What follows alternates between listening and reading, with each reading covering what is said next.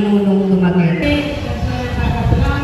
At kultura na dapat ay pagyamanin. Muli nating pagsasama-sama ay nakikita ko na handa na naman tayo magpatuloy sa ating mga pangarap para sa pamayanan.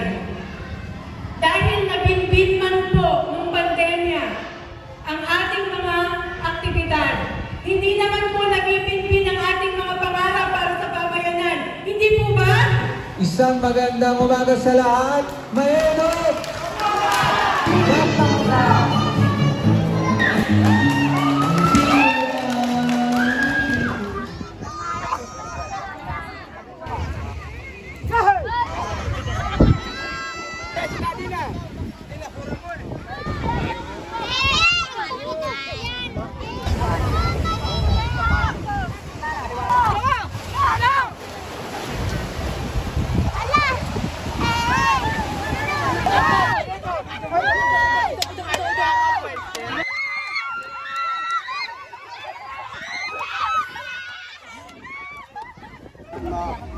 Ang takay sa kanya ng